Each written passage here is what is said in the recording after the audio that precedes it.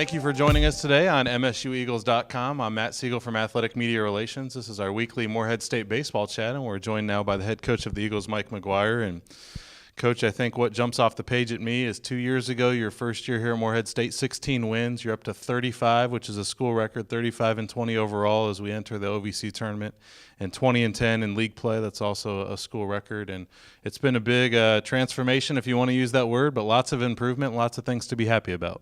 Yeah, certainly we are, and it didn't come without a lot of sweat and hard work.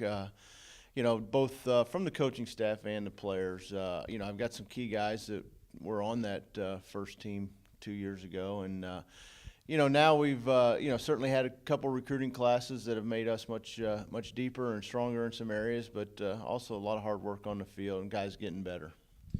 One word that's used a lot in baseball for good teams is consistency. You've spoken to us previously. You said it's a game of failure. 7 times out of 10, your average batter is going to get out. Your pitcher's not going to get everybody out. You're not going to win every game you play too many. But your team has won 7 consecutive Ohio Valley Conference series, and I think that speaks to the way you guys have played in the second half of the year.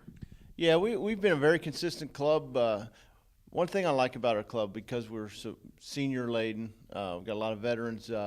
We don't get too high when things are going well, and we haven't gotten too low when we have a bad game. And baseball tells you you're going to have those games occasionally. But we came back from Belmont.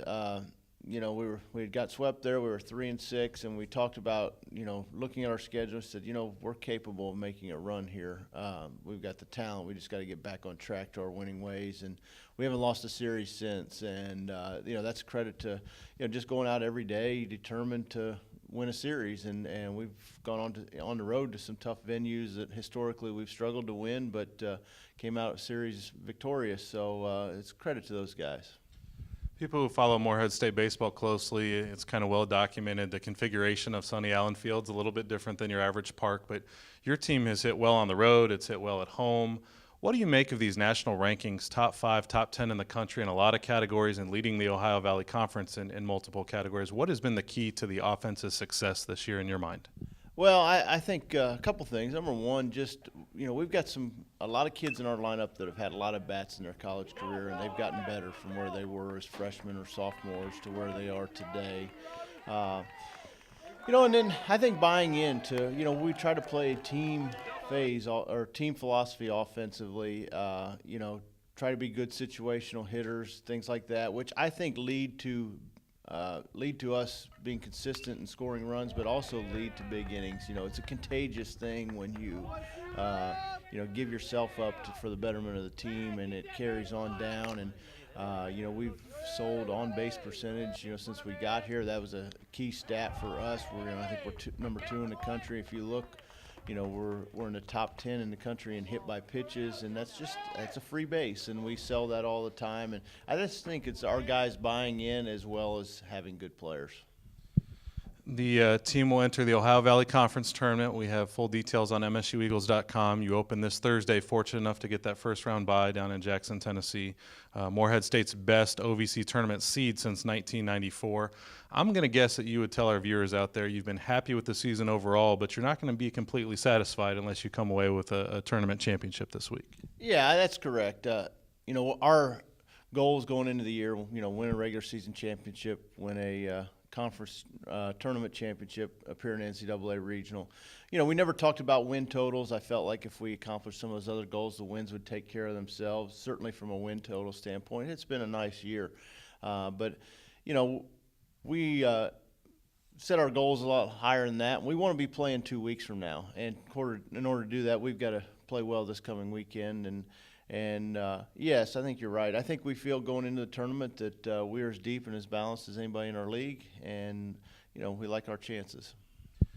Part of the transformation, I'll use that word again, is changing the culture, changing the attitude, changing the expectation level. I know that you've played and coached in the NCAA tournament at previous institutions, but how special would that be for this group, especially with 10 seniors, a lot of key contributors, to go out on that high note and to bring that success and that energy and excitement back to Morehead State? Well, I think it would be a great reward for those guys with the hard work and determination that they've put in, all the hours in the cage, all the hours in the weight room, things like that, would be a great reward. And obviously, our guys have played in some neat venues over the years and, played some neat atmospheres. And I keep telling those guys, because nobody on our team has played in a regional. I said, you get yourself in an NCAA regional, imagine this atmosphere times about 5, because that's what it's like. I mean, when you play at somebody else's venue and the crowd's electric and you're the underdog, I mean, it's a great atmosphere, and it's an atmosphere that I want our guys to experience. I think it would be a great culmination to the end of their college career. I'm going to throw a curveball at you as we wrap up this first segment of today's conversation. And you're good at hitting curveballs, I know, but wanted to maybe isolate a group that probably doesn't get nearly enough credit, and that's the families of both the players and the coaches. It takes, they say, a special person to be married to a coach or to be engaged to a coach, and it was great to see a lot of family members out for senior day, people that have traveled great distances to be supportive of the players this year, because as you've referenced many times, I think it's 17 or 18 states. I mean, you don't have a lot of local guys, and we've seen good crowds and good families, but wanted to give you an opportunity for people out there that maybe don't know, to kind of introduce your family and just say what they've meant to you and how they help you be successful at work.